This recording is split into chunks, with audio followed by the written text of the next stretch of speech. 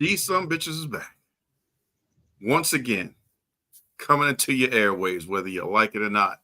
It is the Saturday Night Wrestlemaniacs. As always, I am the People's Choice, Don Rodriguez, and I am joined by the Nubian Sumo. The big guy KG is out at Antigua or somewhere partying it up, and he didn't send us an extra ticket, so I think he may be on one of them timeshare deals.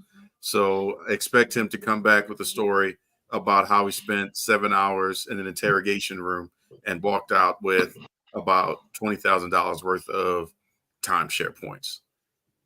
But in the meantime, you got us. Bless your little heart. Sumo, what's up? Nothing much, man. Living the dream. Living. Just enough for the city. But you can't live in a city without some goddamn black French. So Sumo, on our TV episode, you dropped a PSA commercial that was just disgustingly amazing. So I'm going to turn it over to you, sir, to tell the people why they need to get some of this black French up in their life. Why? There is no why. It's like blood and you running through your veins. Woo. It's like air getting into your lungs. It's just something that is necessary in life to have Fort Mose in your system. I mean, you got to have it. It's something it's a necessity,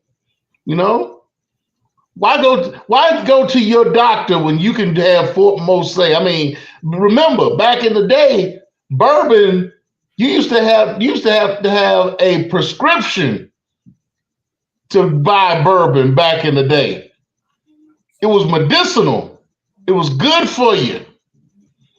So what better way to keep they say an apple a day keeps the doctor away? What you need is 2 bottles of Fort Mose in your life. Not 1, but 2. Because if you get 2, you get shipping for free. Oh, we need some free shipping.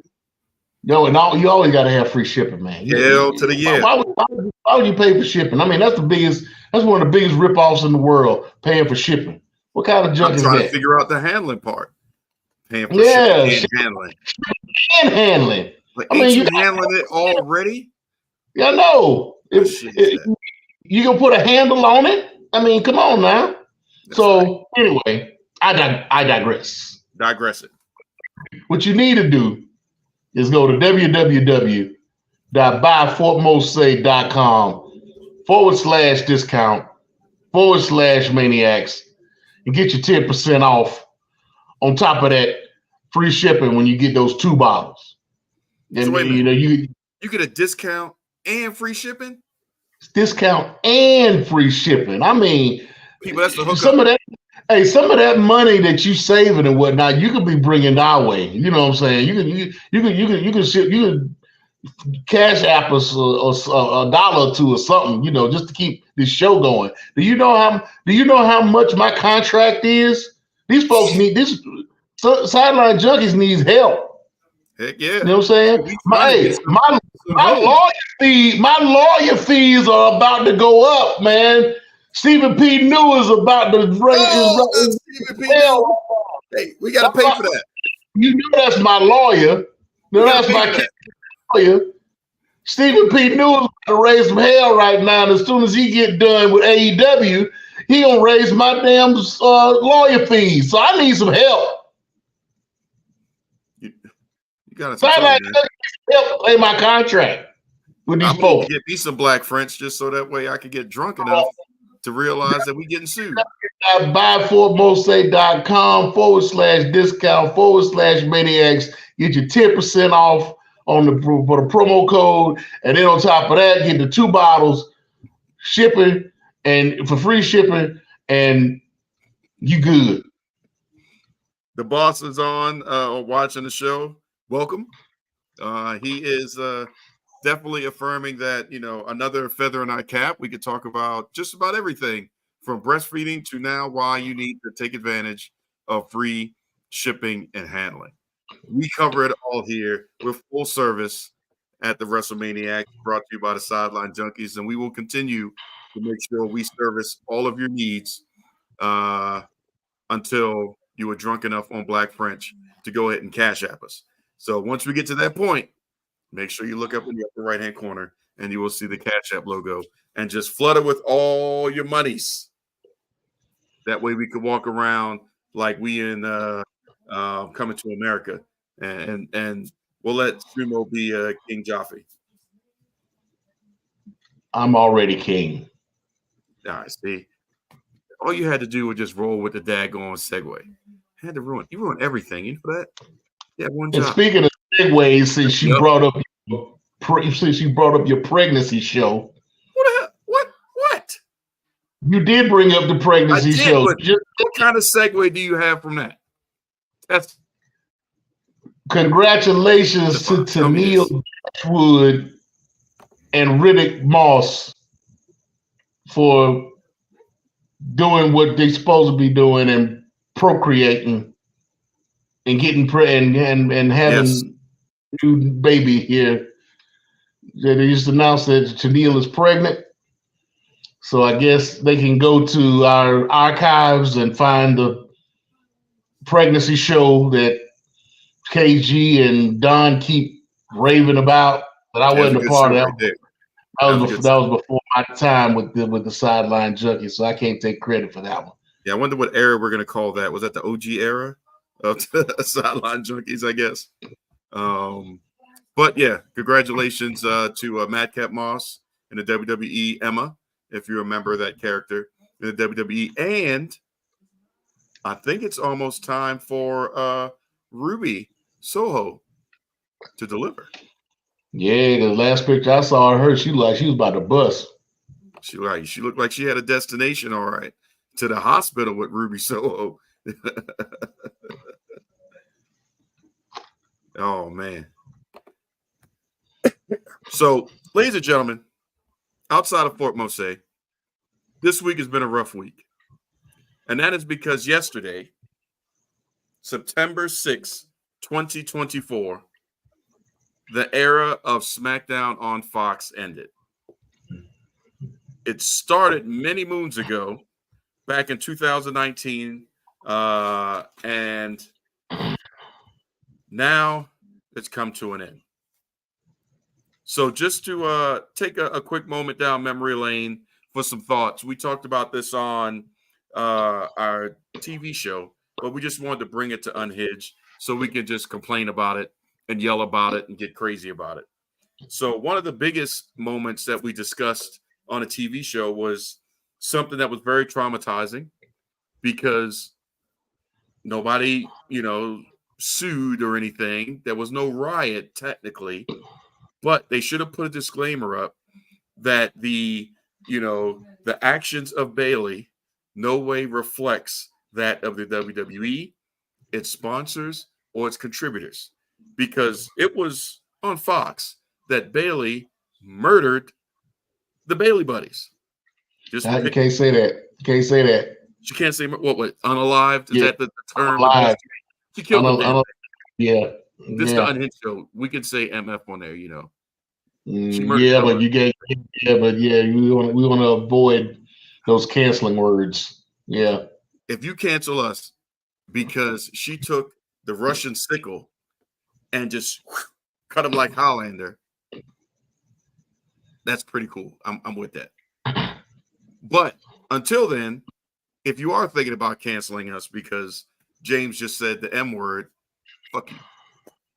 Now, back to our regularly scheduled program, ladies and gentlemen. So, Subo, we know that you were touched in the heart when you watched that because you was about to cry like a baby on a TV show. But tell the people how you felt about the Bailey buddies being unalived, which technically they're already unalive because they're fake. But, so they were alive. How were they alive? They were alive. Moving around everything, doing the thing, and anything. They were alive. Again, ladies and gentlemen, he was tearing up about it. Go ahead and tell him how you feel.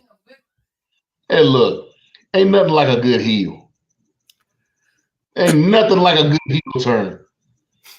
And for her to come out there and do that, I mean, that just warmed my heart. I loved the heel Bailey. I mean, I love what she did. God dang it, KG. We could have had a BBL Bailey song moment right then and there. He had one job. At least give us tickets to the goddamn vacation. We still can. We can? BBL, oh, God. BBL, BBL,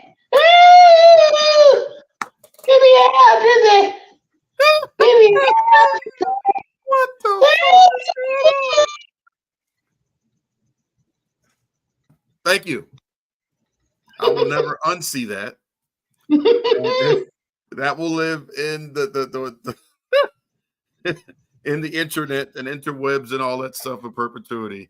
And eventually that will come back to show up once again. See, a couple of weeks ago, they were trying to force it out of me and whatnot. You can't. It has to be organic. You can't just be sitting up there talking about, hey Sumo, do the thing. Do that thing we like. Nah, hell no. Don't worry, it will be part of our. It more than just that, didn't you? Yeah, you appreciated it more. Yeah, I'm not gonna lie. That was beautiful. It will be on TikTok to be there forever. Anytime you want to see it, go to the Wrestlemaniacs Sideline Junkies TikTok page, and you will get to see the Nubian Sumo do the BBL Sasha Banks, whatever the fuck that was. But either way, we're gonna move away from Bailey because I can't even go back. That just that derailed my thought process, unfortunately. But I'm back. And there was another great moment on SmackDown on Fox that really showed the power of a brand that, when needed, shows up and shows out, just like they're supposed to from a quote unquote developmental program or the C show or whatever you want to call NXT. November 1st, 2019, on the heels of one of those Saudi shows where weather was not cooperating and 75% of the SmackDown roster was not in the United States, they had a problem. You got a live show and you need to put it together.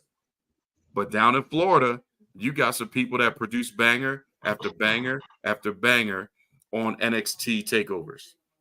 So who you going to call? Triple H made a phone call, and on that night, NXT showed up and showed out. So much so that VKM, Vincent Kennedy, decided, I need to go ahead and slow this boat up because you cannot show up the A and the B brand with some, in his mind, C players. But that's exactly what happened. NXT came out and made it happen.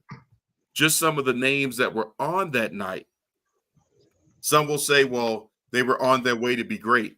But at NXT, all these folks were great. Every takeover, they were great. We had Shayna Baszler on there. Keith Lee was on the show as Keith Lee.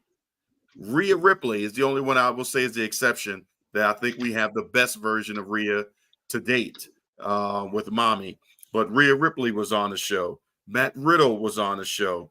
Tegan Knox, Tommaso Ciampa.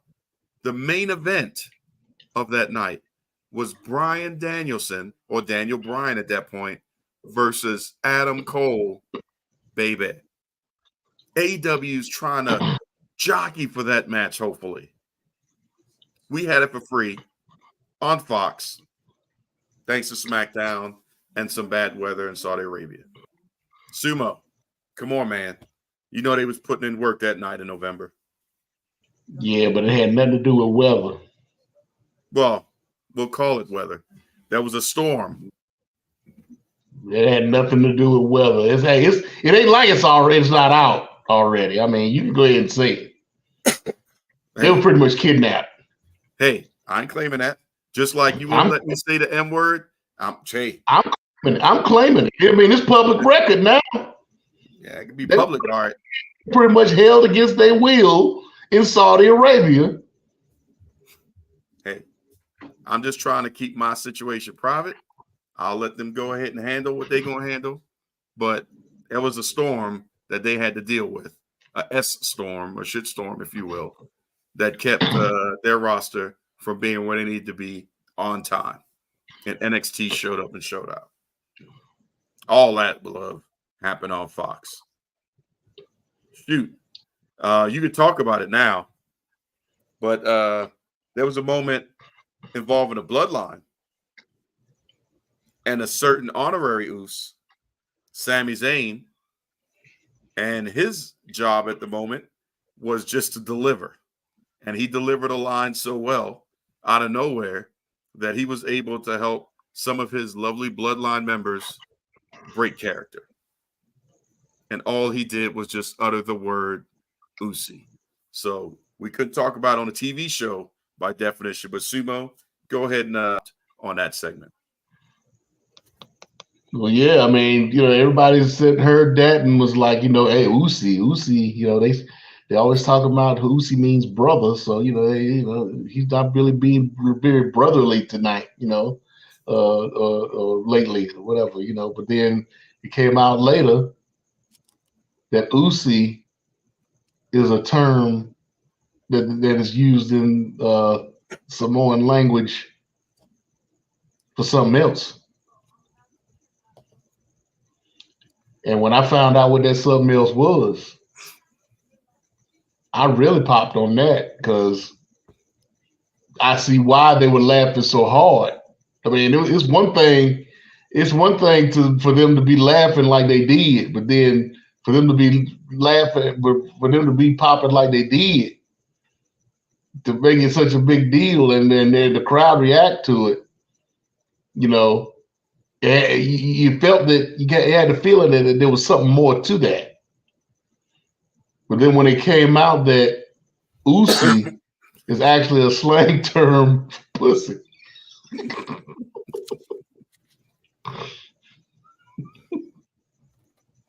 I was like, yeah, that's what that was. That's what that was. And that's also why I didn't make a lot of t-shirts. There's a few of them out there, but excuse me, that didn't make the t-shirt super list. I can tell you that much. And then rounding out just a couple quick things that we just wanted to touch on for the SmackDown on Fox there was. But you're missing the greatest moment in Fox SmackDown history. Okay, well, go ahead. What would you say that is? Paul Heyman in his segment with John Cena.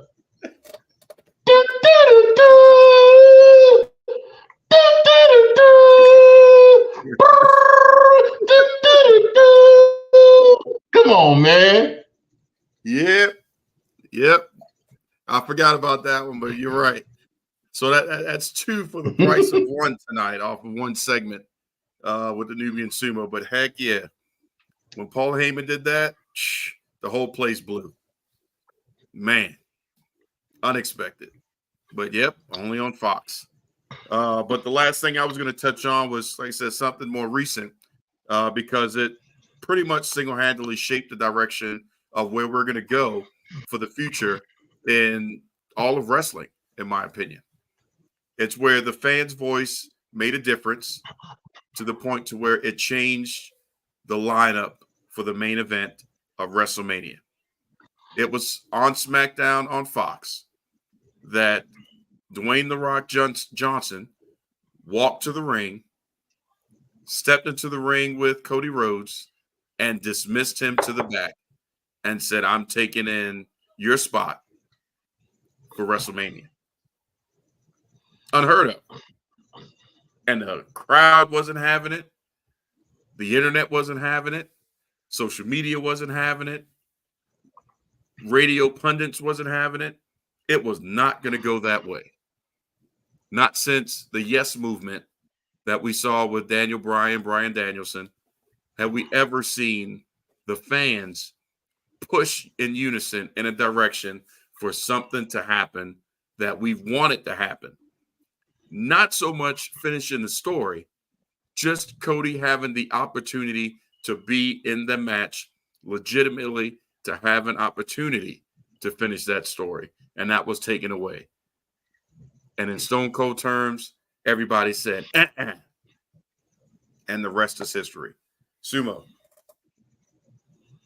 Yeah, man, that was something else there. I mean, and then for that documentary to cover that, well, if you want to call it a documentary, I guess it's a documentary. It only lasted an hour, but for that documentary to come out and The Rock to say that it was pretty much all his idea to have Cody in the match and all that crap that he was talking about. Oh man, yeah, but it was something. I mean, the very first time that I wouldn't say the first time, but one of the main times that the WWE decided to listen to their constituents, to listen to their universe, and give them what they want. So yeah, Jesus it was. style, give me what I want. That's really how that was. Spitting everything. Give me what I want. So much so that KG is getting what he wants. It's been recently announced that Saturday Night Main Event is coming back on NBC. Think about that. The throwback. Now, that is also a nice little subtle jab to Collision. But then again, is Collision really competition? Is this a one-off? It'll happen several times. It has all the particulars I haven't seen be announced to say if this is going to be just a general special here or there, or if it's going to be a continual episodic show. But still, I'm thinking this is going to be a one-off. Even if it's a one-off, just think about the dynamics. A one-off for AEW is worse because that means that the star power is going to hit this hard. And we're getting closer and closer to WrestleMania season. So if they're going to air that and it's going to hit hard on mainstream TV. I mean, it's already happened last night. Well, yeah.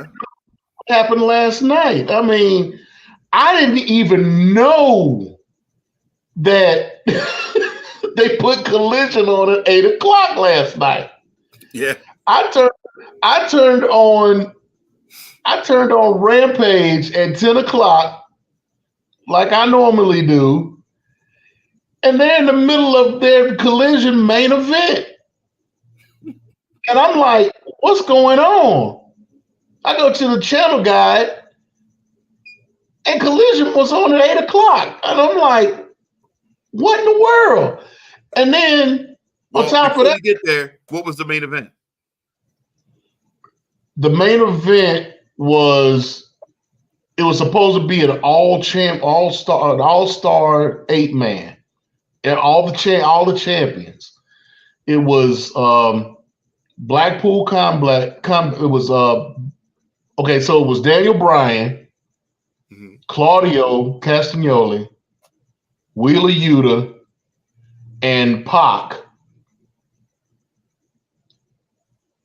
versus the Young Bucks, Kazuchika Okada, and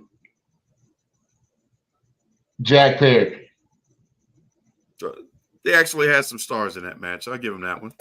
So they were all the champions were in an 8-man. Okay, and it was pretty much to set up what was getting ready to happen, because Pac is supposed to be going after Pac is supposed to be going after Ospreay, Okada for the Continental Belt. The Young Bucks are in a match tonight with Claudio and Wheeler. And then Jack Perry is in a match defending his title, and then Daniel Bryan is in a match. Daniel Bryan is going after Jack Perry. Jack Perry is going after Daniel Bryan for the world title. So, it was all encompassing as far as what happens tonight. As we're speaking, because the pay-per-view All Out is still going on right now. So and then probably the main event, Jack Perry and Daniel Bryan, is probably going on right now, or is about to start. Don't you tell that lie. This is the AEW event. You know what? It is 10:20 right now, so you're right. That is a ball-faced lie. I just told you. That mess is going on at midnight. Like, yeah. Well, it started at 8:00. Well, actually, the pre-show started at 6:30. Exactly. Like I said, this is an AEW event. So yeah, and that's gonna go until midnight. So yeah, you're right. Yep. They're probably still in the mid card right now. Yep. Sad to say. To say. That's one thing you will get is tired when you're at an AEW event. They will wear you down. However, I'm going to change gears really quick, because this is something we need to start touching base on leading up to the 25th of September. Netflix is going to do a documentary on, well, they've done it. They're going to air their documentary on Vince McMahon. If I remember correctly, it's produced by the same folks that did the Dark Side of Ring, and there's a couple other people intertwined in that have done some other controversial type documentaries in the past. But WWE already not happy with it, even though, Vince is Vince, and they're like, we're separating ourselves. They're saying that this documentary is curated in a way that there's just no super light at the end of the tunnel or highlighting of, accomplishments at the level that it really, is balanced.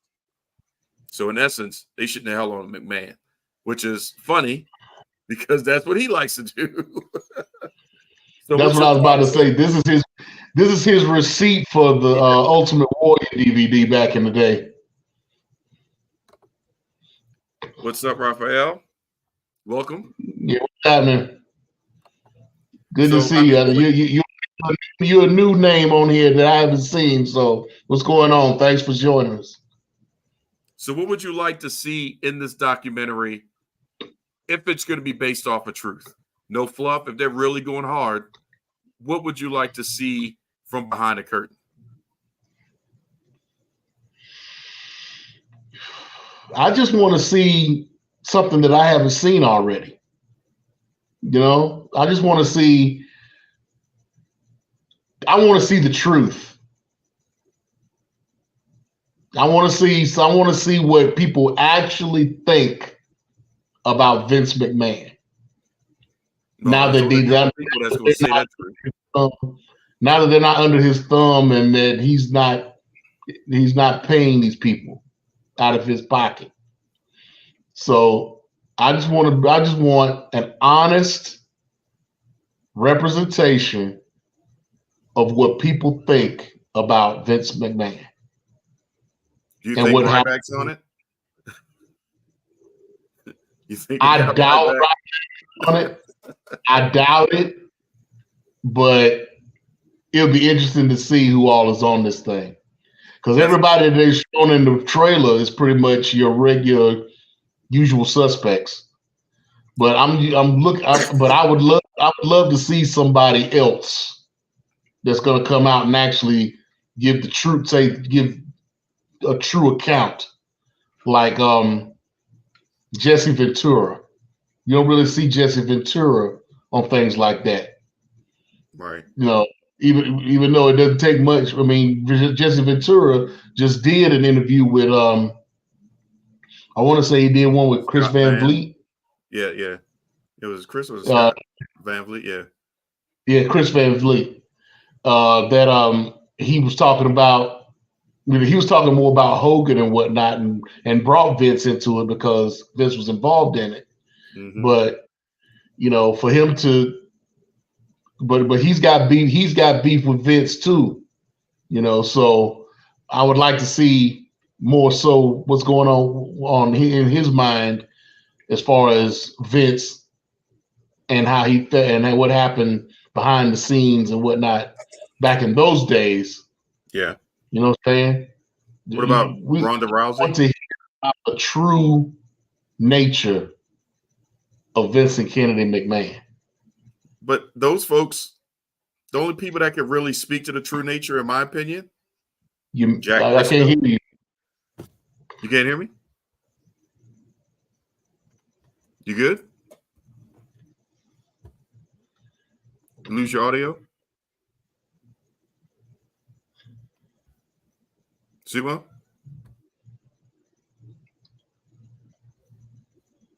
Say something? I can't. You say something because I can't hear you what you're saying. I'm speaking.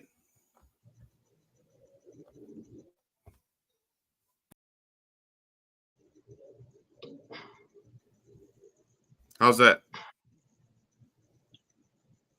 Yeah, for some reason I can't hear what you're saying. I may have to come off and come back on.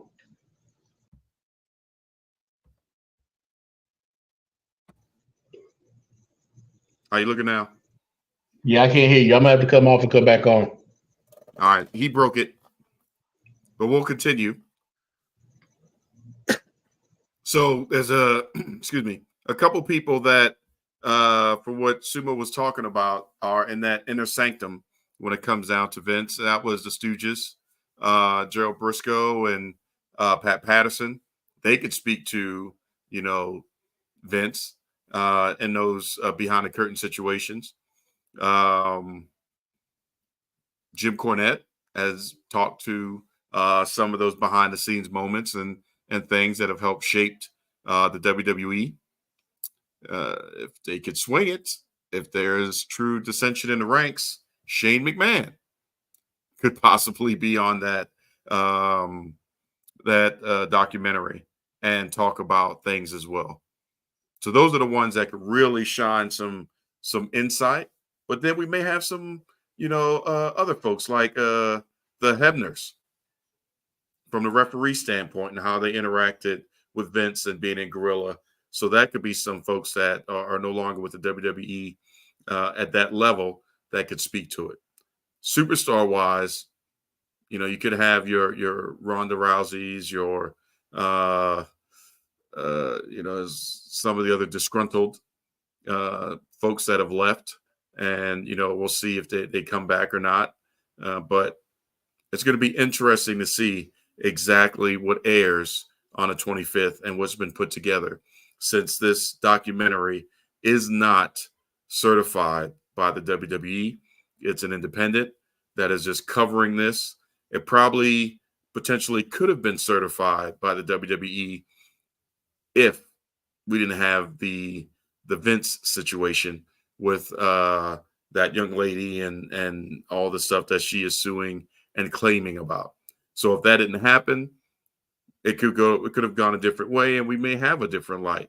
But it's going to be very interesting to see exactly what is aired, and we'll talk about it here on this show as we get closer. And then definitely once it airs, we'll talk about our reactions to that documentary on Netflix, which ironically is airing, perfect timing, right before the WWE starts their residency on Netflix. So we'll see how that works. Sumo, you good? Okay, I think I'm good now. Sorry about that. That's Sorry all I right. had to leave y'all by yourselves with him. If he said anything crazy, it's a lie. No, ironically, I was just wrapping up the segment. Where I left off at was just mentioning how it's pretty ironic that this is airing on Netflix before the WWE goes live with Raw on Netflix. Oh yeah, Interesting. plus a documentary like that, you wouldn't be able to put a documentary like that anywhere else but Netflix, really. If it's the way that they say it's going to be. Yeah, well, good TV, but we'll see how that is going to be spun into their advertising. So I don't know. It could. Well, it's not going to hurt WWE. They got that money. They've already got that check No. cash.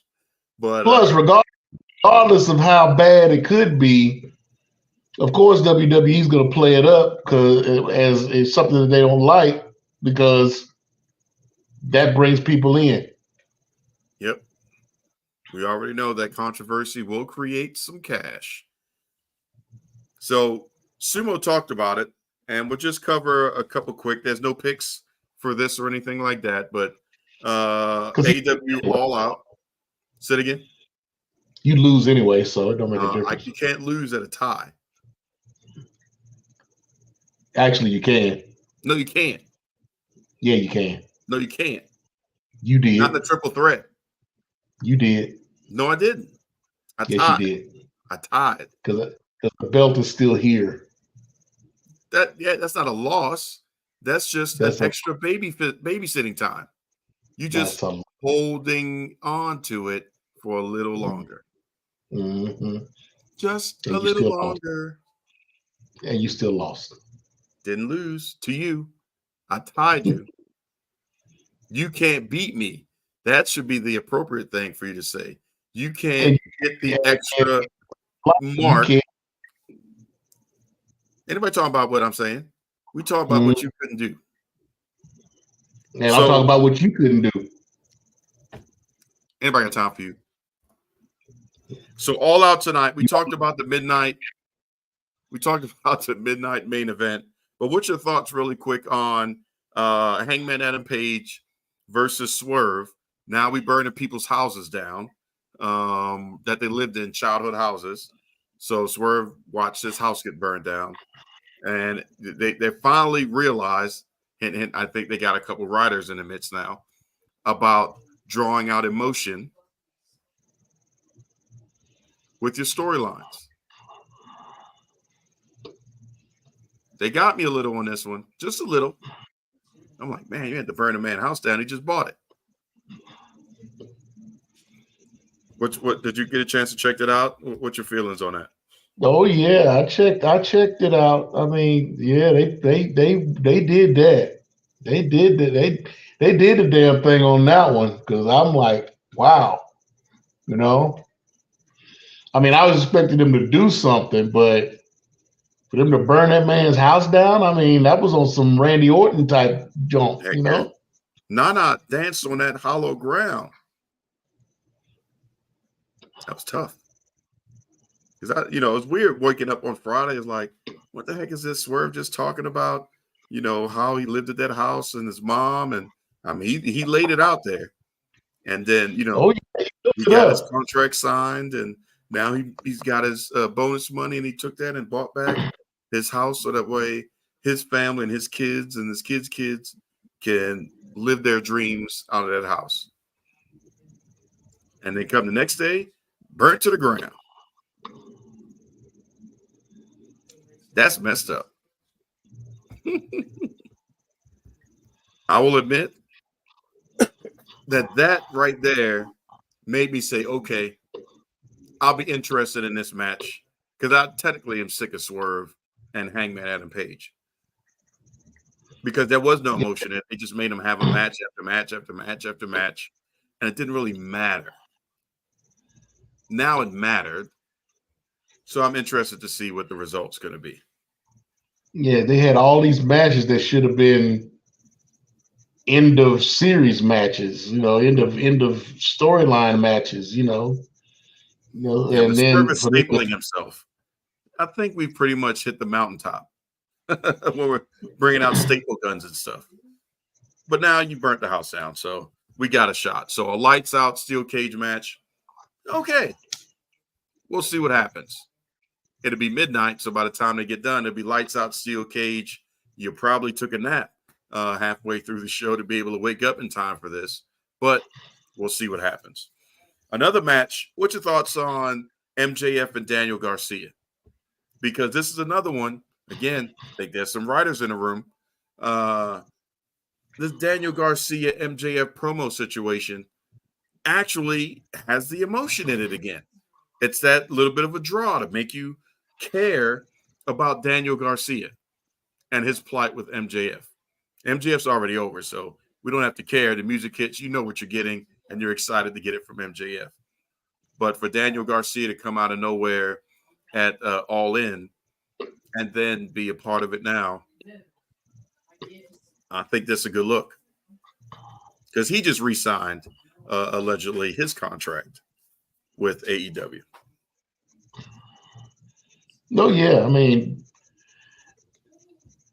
in the independents, he was a little more. I'll use the term hardcore, not necessarily as far as wrestling, but as far as his gimmick, his character was a little more serious than it has been as he's been in AEW. I mean, when he was in the independents, he had the moniker Red Death. Right.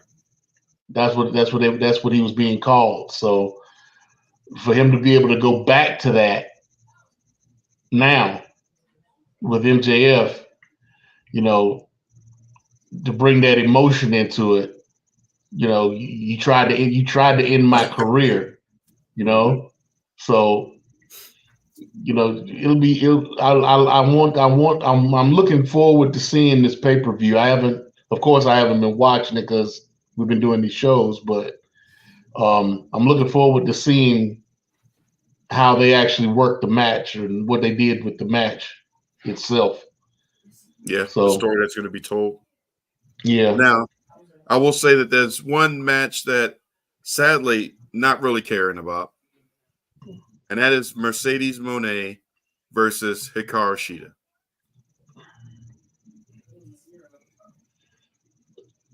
I mean, Writers were yeah. not in the room for that one. And it's no knock Well, on Shida. I just don't care. I mean, you're not caring because of Mercedes Moné. I mean, she hasn't really been getting over since she came back.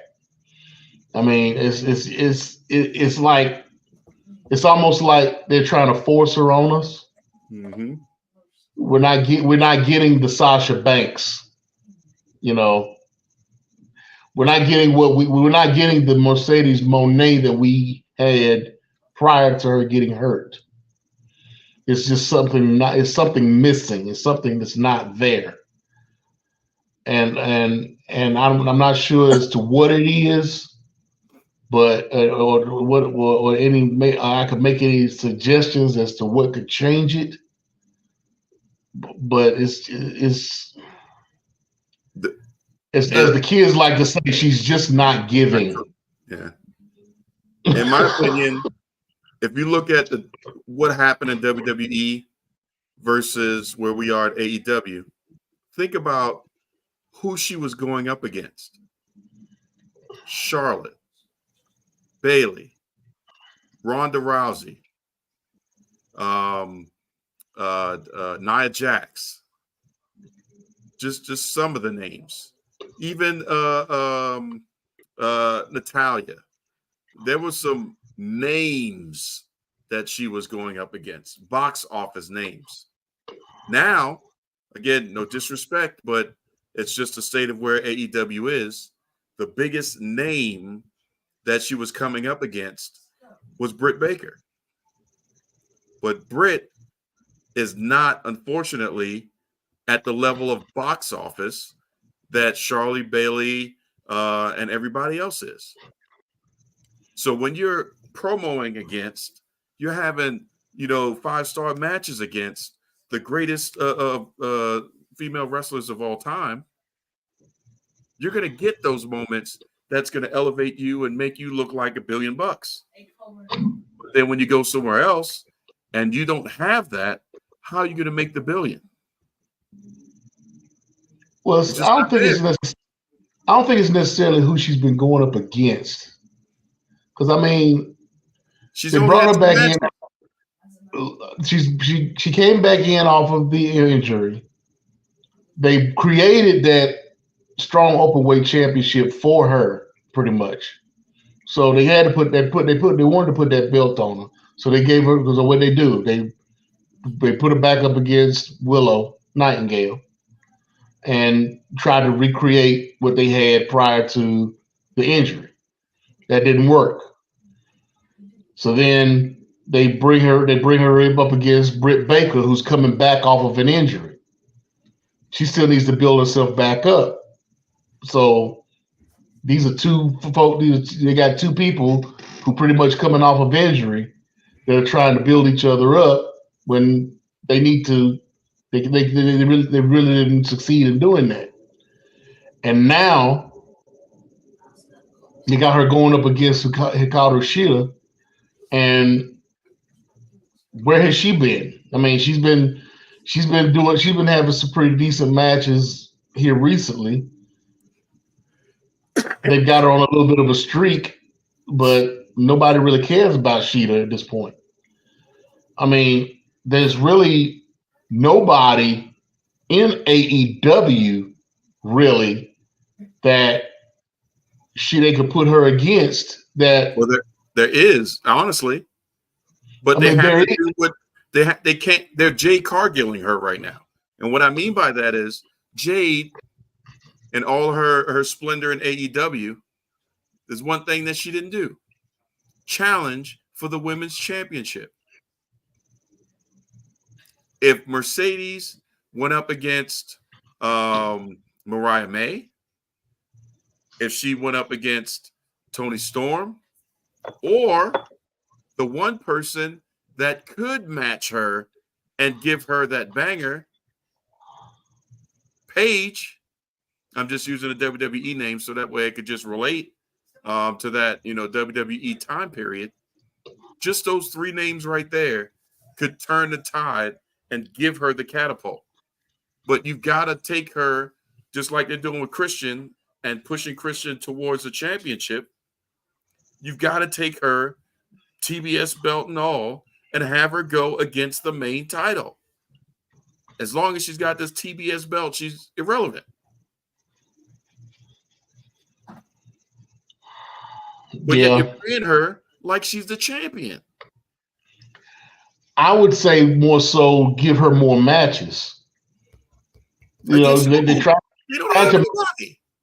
They have plenty of people for her to go up against, but they just not putting her against anybody. I mean, they're trying to make her they're trying to make her an attraction, and she hasn't gotten there yet. She's not MJF to where she can only do 7 matches in a year. She hasn't gotten to that yet. So give her matches, put her against people, put her in a position on all 3 shows. Yeah, make her work, make her relevant, make us want us to see her. Right now, like I said, there's something missing, and we don't. And I don't know what that something is, but it could probably come out if they work her more. Yeah, and if they work her, she can't be clean. None of her matches have to be clean. Is, but she just needs to be seen more. Yeah, the combination of that, and again, Bro, they can't keep those two titles separate. If you're going to have a sub championship, then that should be the gateway to challenge for the heavyweight championship.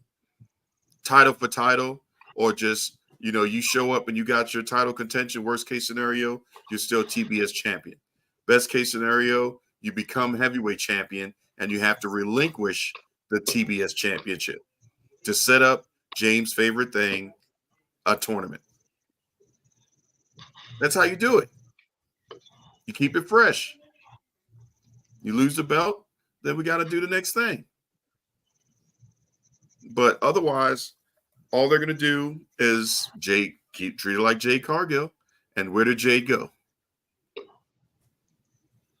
So all it is, okay, come on back, Mercedes. Come on back. We got a spot for you.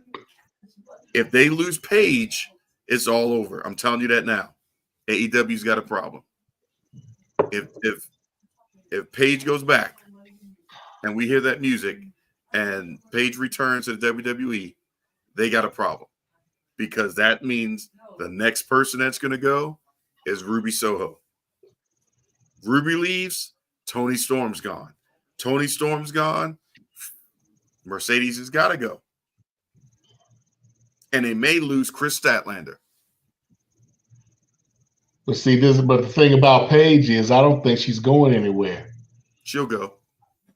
I don't think so. They want her.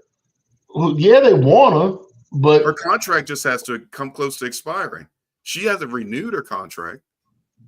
It just has to I think it's more so. I think it's more so the fact that AEW has incorporated her family so much. Yeah, but I mean, you got Zach Knight. You got Zach Knight that is under contract with AEW. You've got AEW dealing with Rev Pro now. I mean, they were just on both Bailey, not Bailey, but Paige and Soraya and Zach were on the 12th anniversary Rev Pro show with their brother Ricky Knight Jr. So you can see Ricky Knight coming into AEW at some point. So they've incorporated her family into the company. I mean, that's fine. She still has time on her contract. But when it's time, at that point, think about it. When she was coming in, there was no NXT. He could come into NXT. There was NXT. Not on NXT. Well, yeah, but I mean, NXT wasn't NXT now. Right. It was in its infancy. It was NXT, but it was basically, FCW and all that stuff. OVW, it's literally at that level. So bringing it into that would have been a disservice. See, because she came into WWE main roster and won NXT. But NXT wasn't NXT then for him. But the show had happened. I mean, she was already on the show. They'd already started the show, NXT. So let me clarify. There was no NXT at the level it is now. Right. So if you bring her brother in to this level of NXT, that's all you got to say. He's got a shot. He could go out there and hang with the best of them. You can make things happen at that point. As the WWE is expanding their footprint, okay, you've got Rev Pro now.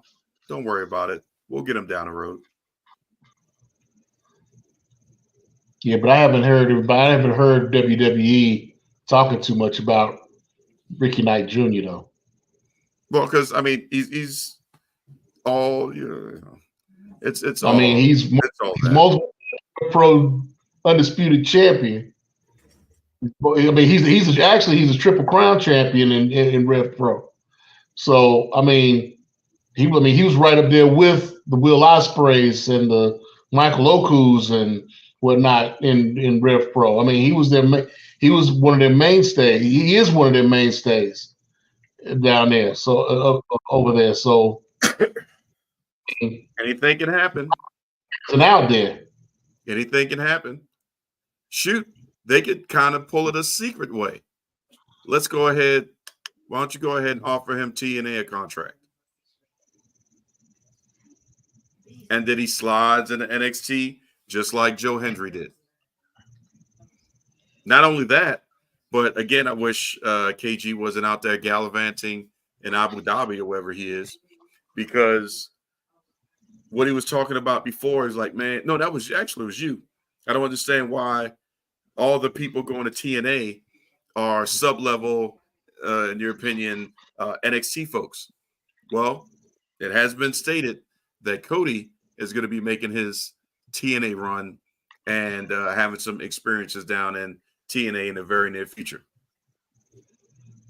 So well, I mean, it's building up.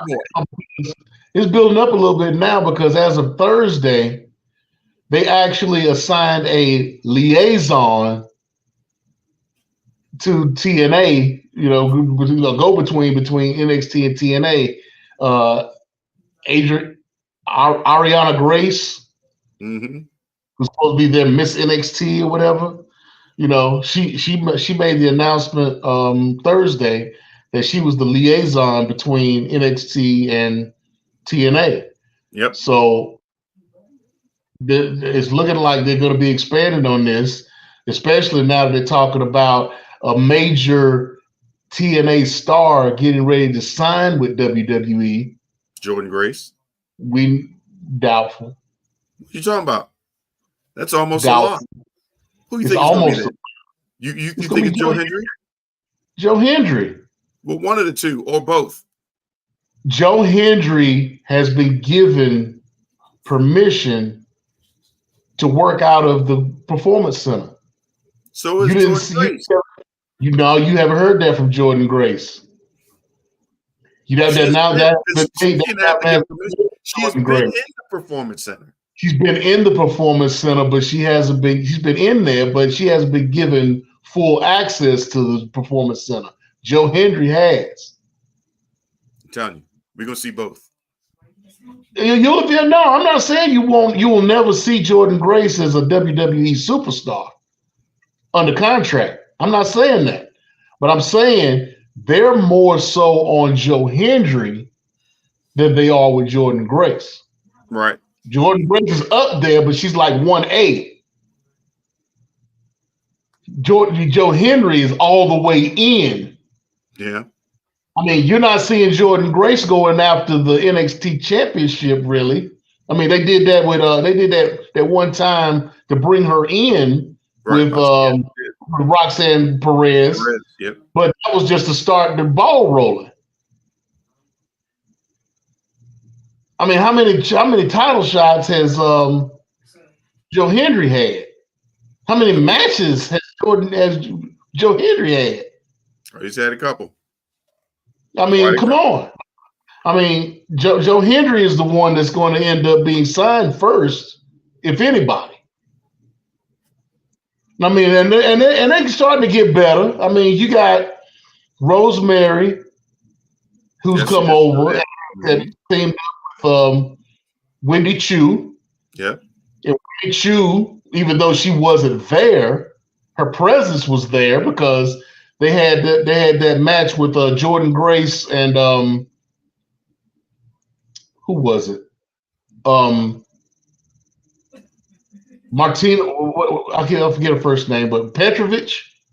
Yes, something to that effect. Yeah, was supposed to be Ariana Grace's best friend or whatever, and they had that title match on TNA. And then after the match was over, the lights went out.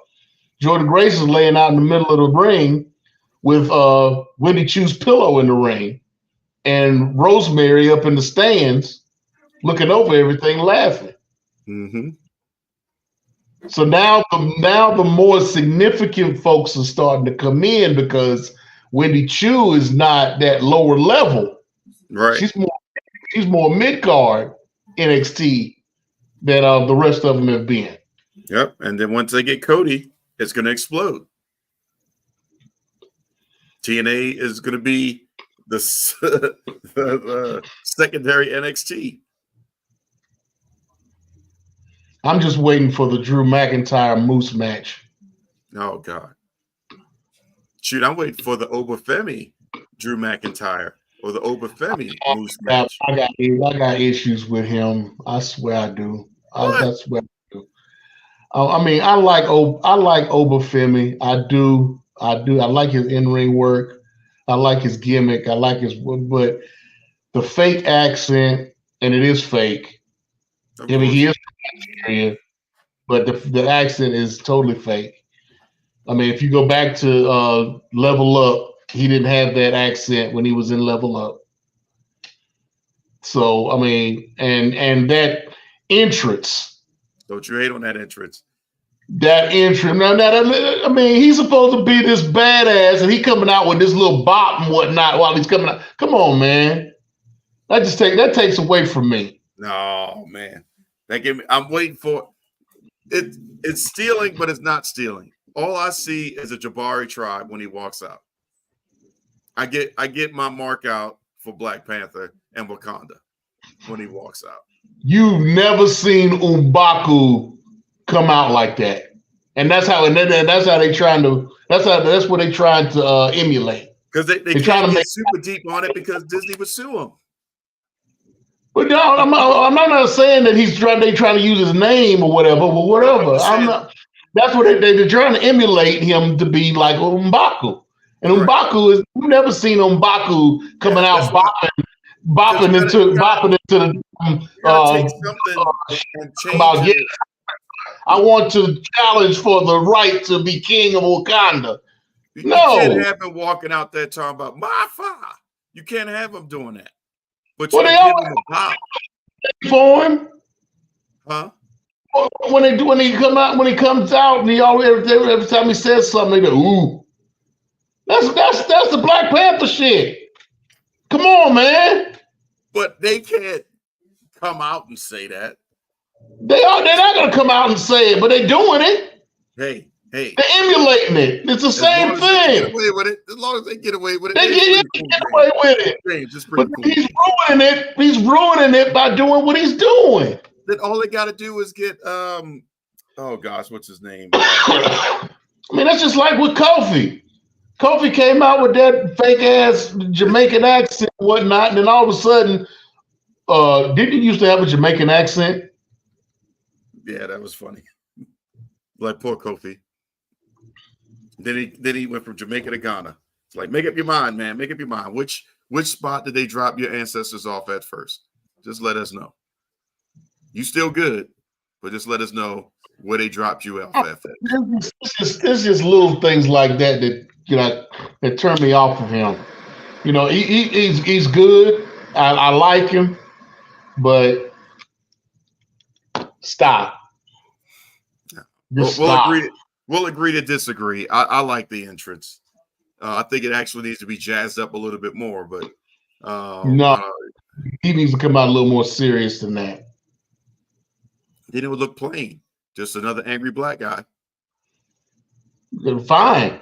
We need an angry black. We need another Mark Henry in the business. Yeah, we do. Time to reopen the Hall of Pain. So it's been a show.